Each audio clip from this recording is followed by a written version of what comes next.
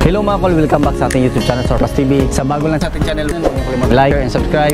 Click na rin yung notification bell para laging updated sa ating mga susunod na video uploads kaya ito.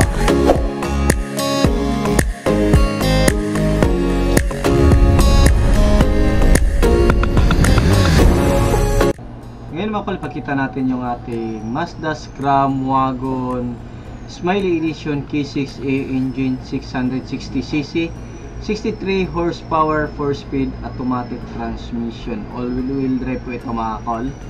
Candy tone red yung kulay niya. So tapusin natin yung video para malaman natin kung magkano ang presyo sa ating unit. So yan po, Mazda emblem, Smiley Edition na grills, trailer headlights. Ito yung high beam, low beam, park light at saka yung signal light.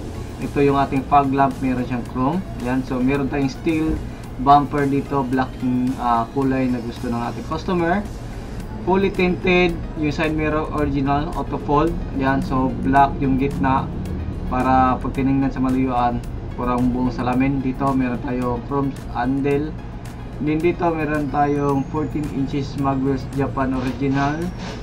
So brand new yung gulong natin. So lifted po ito ng 2 inches. So makita natin dito medyo mataas po yung clearance or ground clearance dito. Yan, mayroon siyang body kit. Yan, meron siyang top load carrier dito sa itaas. So based sa request, yan makita natin dito, kinulayan natin ng kulay red yung kanyang brake drum.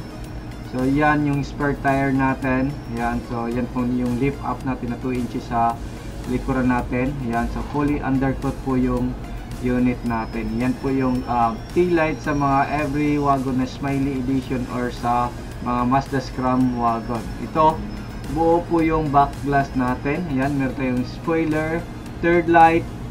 Yan, so meron din tayong Mazda emblem, Mazda. Ayan. Din dito meron tayong step board dito sa likuran. Plate holder para hindi ma-bend po yung ating plaka. Ayan, so meron tayong dalawang camera. Ito yung sa stereo. Then yung isa is sa dashcam natin. Ayan, so tingnan natin dito. Then so makita natin dito, meron tayong brand new matting third set, left and right. At the same time, pwede natin gawin tong storage box. Yan po yung storage box natin. Yung ceiling natin is original po yan based sa request ng ating customer. Dito is plastic po lahat ng cover natin dito sa gilid. So yan, auto step natin kasi double power slide po ito. Pag double power slide, meron siyang auto step. Ayan, so turn on natin yung power slide natin at saka auto step natin. Ayan, so sarado natin para ayan, so yan po yung auto step natin. Yan, lumabas po siya pag lumabas po yung ating sliding door or mag-open po yung sliding door natin. Pag mag-close naman is automatic po siya papasok. Ayan, so yan po yung switch natin. Pwede din natin yan, long press natin yung sliding natin dyan. Halimbawa merong bababa, so long press lang natin dito sa driver side. Meron siyang mga switches or button dito para mag-slide po yung ating sliding door. Ayan, so yung upuan natin, meron siyang headrest, armrest, meron siyang cup holder. Yan po yung design na gusto ng ating customer. Ayan, so pwede ito mag-move atras. Ayan, so ito is yan po yung jack natin, tire range at saka yung riser. Ayan, so lahat dyan is naka-plastic na yan. Dito is brand new yung matting natin. Ayan, so brand new lahat ng matting natin.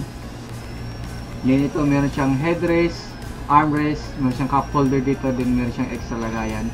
Meron din tayong extra fan para mas mabilis yung lamig sa likuran. Ayan, so lahat ng door pads natin sa mga DE64W is brand new na yan. Yan, dito all power, power window. Yan, left and right functional. Yan, so function lahat. Dito sa harap naman, ayan, so function lahat. Yan, auto fold function.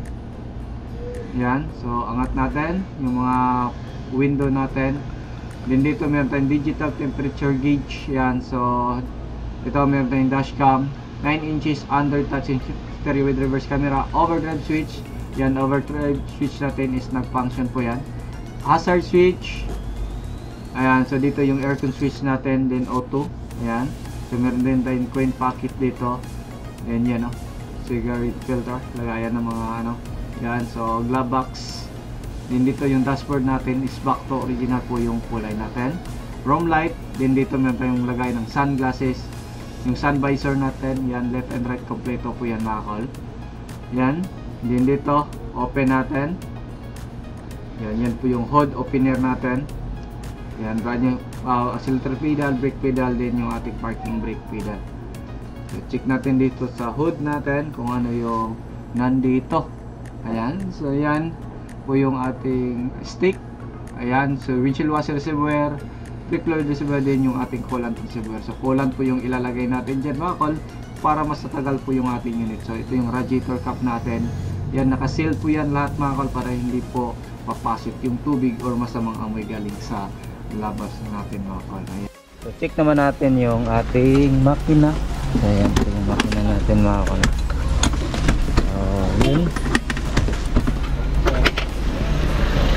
Ito yung makina natin na T6E engine, 660cc, 63 horsepower, 4-speed automatic transmission. So ito yung refill ng oil, PCV valve, injector, yung ating ignition coil, yung ating turbo, ito yan. So oxygen sensor.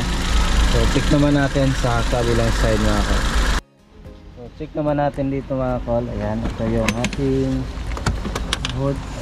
So ito yung ating throttle body. Ayan, alternator, aircon compressor. Dito tayo mag-check ng engine oil.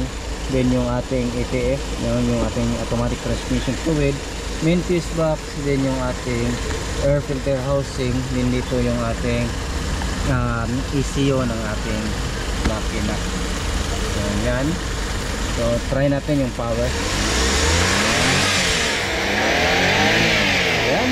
So very powerful po yung makina natin mga kol. So yung presyo sa ganitong setup mga kol is sumabot po siya ng 388 kasama lahat ng mga accessories. So yung basic setup nito is 330, tataas na po yan depende sa accessories na ipalagay ng ating customer. So yan lang muna yung ating vlog for today. Maraming salamat po sa inyong panonood. Sa bago lang sa ating channel, huwag niyong kalimutan ni like, share and subscribe. Then click na rin yung ating notification bell para laging updated sa ating mga sunod na video uploads kayo. Ingat po mga kol and bye bye, God bless po sa ating lahat.